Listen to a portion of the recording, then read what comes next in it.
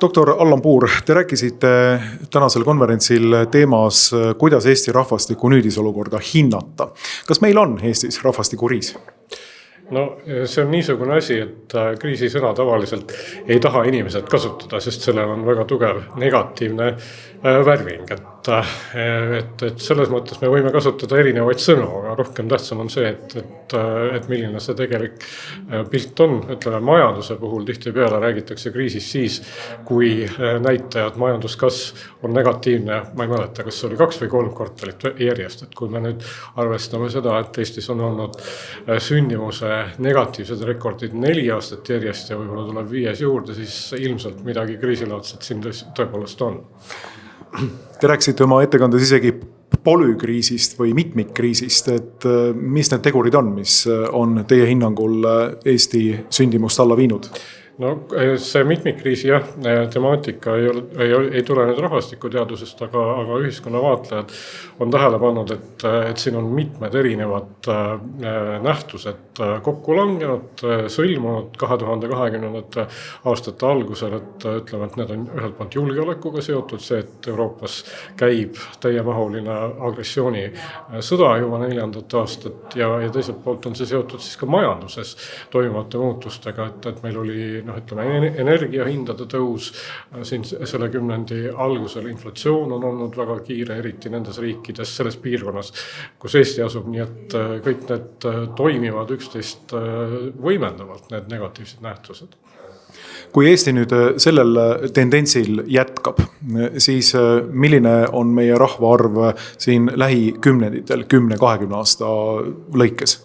Jah, no kõigepealt võib-olla loodaks, et päris sellisel kursil ehk ei jätkata, et me oleme võimalik, et kui me sündimust räägime, et siis niisuguse negatiivse arengu just nagu selles kõige suuremas põhjas, et tavaliselt sellised asjad mingil hetkel hakkavad taastuma, aga seda võib vaadata rahvastikuprognoosidest, et pigem on oluline selline hoopis pikem vaade, praegu tehakse prognoose 21.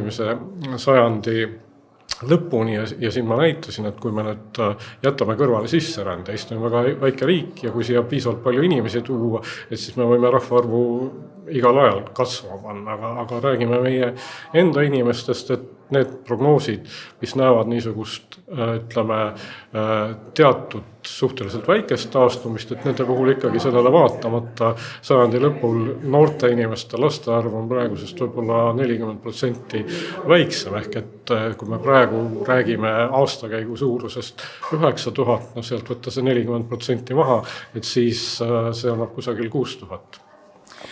Siin on räägitud sellest, et rahvastikukriisi üheks lahenduseks oleks just nimelt võimalikult palju sisserändajate sissetoomine. Et kuidas teie teadlasena, aga ka täitsa Eesti Vabariigi kodanikuna sellesse suhtute? No eks see ongi niisugune väärtusküsimus rohkem kui mingisuguse teadusliku tõendamise või argumenteerimise küsimus. Et loomulikult me võime mõelda selle peale, et kuidas väga suuremahuline sisseränne mõjutab ühiskonna sidusust, et neid kogemusi on Eestil endal, neid kogemusi võib vaadata siit Põhja- ja Lääne-Euroopa riikidest, et sellise kindlasti sisseränne ei ole mingi selline vahend, millega nüüd ütleme, madala sündimuse probleeme lahendada. Et mul tuleb siin selles suhtes meelde hea vanema kolleegi Ene-Margit Tiidu üks kirjutis, kus ta hiljaaegu ütles, et ei maksa minna ühte tulekahju teisega kustutama. Te mainisite oma ettekandes lõpus ühte äärmiselt olulist mõistet ja see on väärtusotsus. Millised peaks olema nii-öelda väärtusotsused, mis viivad Eesti rahvastiku taastetasemele või sealt ülegi? Ma arvan, et see väärtusotsus on ikkagi iseenda arengu püsimise, säilimise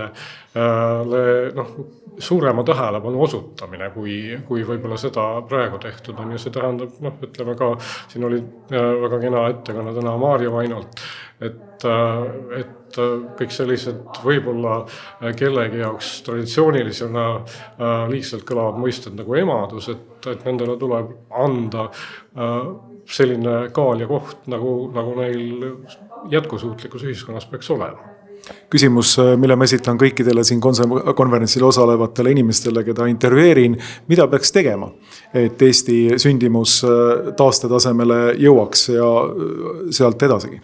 No võib-olla seda küsimust võiks natukene modifitseerida, et realistlik on vaadata, et me liiguksime selle taastetaseme poole, isegi kui me sinna päris välja ei jõua, oleks oluline leevendus sellele olukorrale, aga ütleme niimoodi, et eelmisel aastal Sotsiaalministeerium sai valmis küllaltki põhjaliku analüüsi, siin oli Tallinna ja Tartu Ülikooli teadlased osalesid seda, et kõige lihtsam asi alustuseks, et püüaks neid ideid hakata ellu viima ja selle eeldus omakorda on see, et tekiks mingi veidi suurem poliitiline konsensus, et ei püütaks seda teemat kasutada niisuguse erakondliku punktinoppimise vahendina, vaid pigem mõelda laiemalt ehk riigimehelikumalt.